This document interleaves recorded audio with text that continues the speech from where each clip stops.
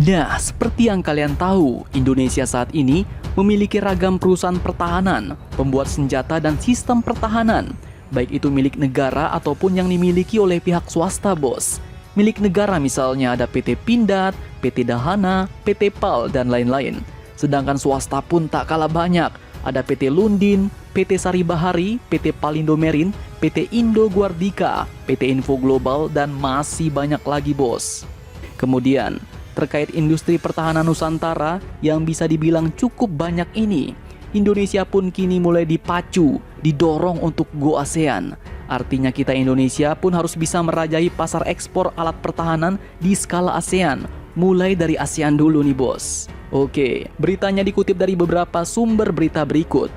Mewartakan bahwa kini Kementerian Perindustrian pun mulai mendorong industri pertahanan dan keamanan Indonesia agar bisa unggul di ASEAN, di Asia Tenggara. Hal ini pun disampaikan oleh Menteri Perindustrian, yaitu Bapak Agus Gumiwang Kartasasmita. Saat ini dikatakan bahwa pangsa pasar ekspor industri pertahanan Indonesia sudah menjangkau negara-negara di kawasan ASEAN. Di antaranya ada Brunei Darussalam, Malaysia, Filipina, dan Myanmar. Bahkan telah mencapai beberapa negara di benua Afrika. Nah, untuk memacu peningkatan kemampuan industri pertahanan Indonesia ini, maka upaya yang dilakukan adalah dengan memanfaatkan teknologi tinggi sekaligus mengoptimalkan penggunaan bahan baku lokal, bos.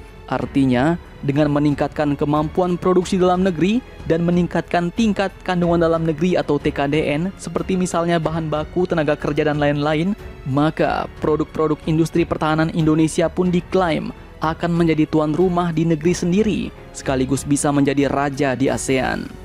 Kemenperin pun dikatakan juga akan mengawal proses produksi di industri serta berupaya menciptakan pasar bagi produk-produk alat pertahanan Indonesia.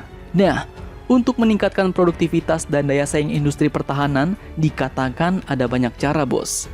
Salah satunya dengan melakukan kerjasama untuk pengembangannya. Mungkin di sini maksudnya kerjasama dengan perusahaan pertahanan lain yang lebih maju, misalnya dari negara Rusia, Amerika, dan lain-lain. Kemudian, untuk meningkatkan TKDN industri pertahanan, caranya adalah dengan membentuk holding cluster industri pertahanan dan keamanan nasional. Jadi, semua industri yang terkait dengan pertahanan, mulai dari hulu, pembuatan bahan baku, hingga hilir, di dalam negeri akan digabungin tuh, bos, dan dibuat rantai kerjasamanya, atau istilah lainnya rantai pasok.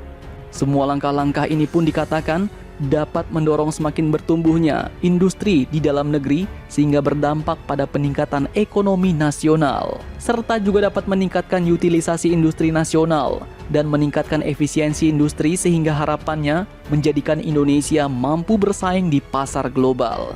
Hal ini pun dikatakan berjalan paralel atau searah dengan upaya pengurangan impor yang ditargetkan mencapai 35% pada tahun 2022 mendatang.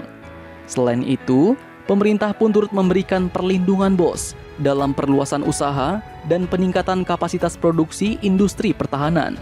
Untuk itu, industri pertahanan berhak memperoleh insentif fiskal, termasuk pembebasan bea masuk dan pajak, jaminan, atau pembiayaan industri pertahanan atas pertimbangan KKIP, yaitu Komite Kebijakan Industri Pertahanan Indonesia.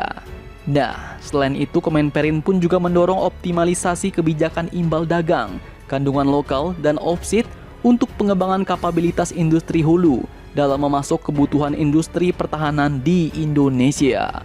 Nah, semoga sistem yang akan digenjot Kemenperin ini pun dapat berjalan dengan lancar dan maksimal ya, bos.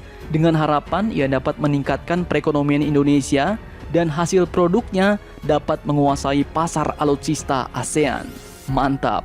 Jadi bagaimana menurut kalian? Jangan lupa komentar, tetaplah kalian barbar dan jangan santuy terus. Demi Indonesia maju, salam Indomax, Indo Magazines.